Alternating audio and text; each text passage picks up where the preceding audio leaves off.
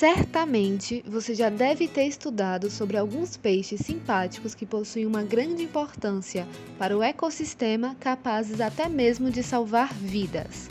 Mas não são esses tipos de peixes. Na verdade, estou falando especificamente de tubarões, que apesar de termos referências tão marcantes como as de Bruce e seus parceiros, esses peixes são tão necessários quanto qualquer outro que ocupe o espaço do ambiente aquático.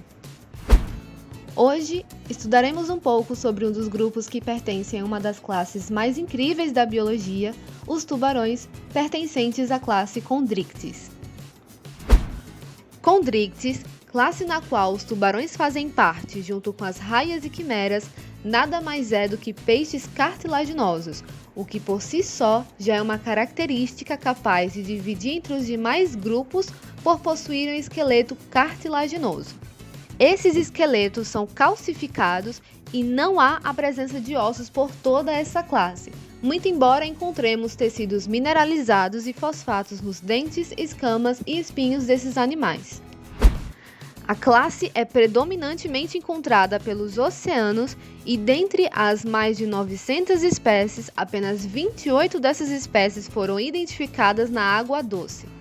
Além de seu esqueleto cartilaginoso, o corpo desses animais é coberto de pequenas escamas que geralmente lembram pequenos dentes. Esse tipo de escama nós chamamos de placoides.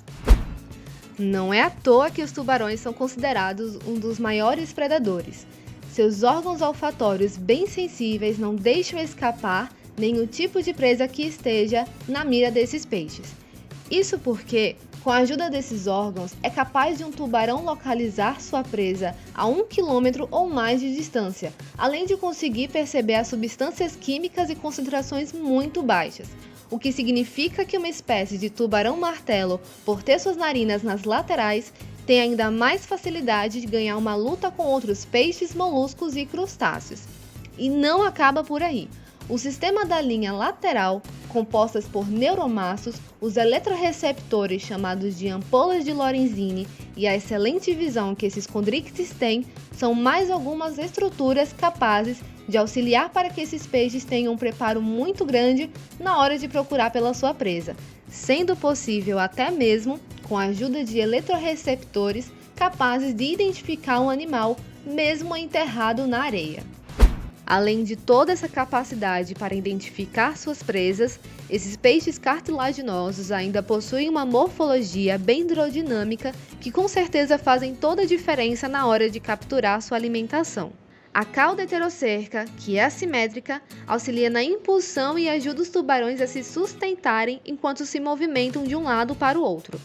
Já as nadadeiras presentes nesse grupo são bem diversificadas.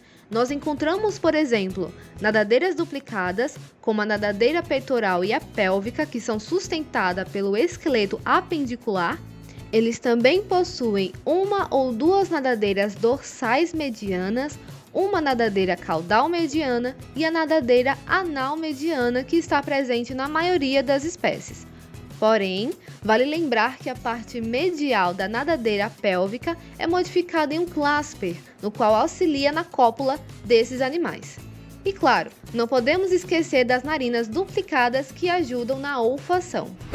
Outra característica nos tubarões é essa fileira de dentes que denuncia um pouco seu hábito alimentar como um carnívoro, pois dentes pontiagudos e serrilhados só é resultado de uma boa prática usada por eles na hora de agarrar e cortar as suas presas. Esses dentes são marcantes justamente por serem bem afiados e estão sempre mudando. Sim, ser um predador bastante ágil e forte tem lá suas desvantagens, pois consumir seus alimentos com bastante força faz com que seus dentes sejam desgastados e seja necessário uma reposição. Reposição essa, porém, que não é uma dificuldade para esse grupo, pois a mudança pode durar até mesmo em semanas, dependendo da quantidade que se perde, e acontece como uma espécie de esteira, ou seja, de dentro para fora.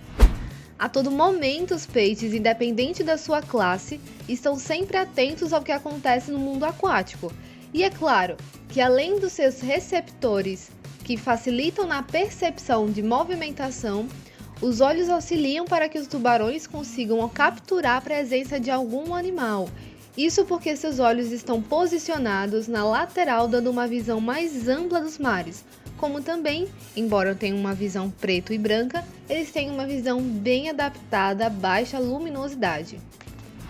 Todos os condrictes, e claro que isso inclui os tubarões, têm fecundação interna, mas o modo como o filhote irá receber a assistência materna ao embrião é totalmente variável.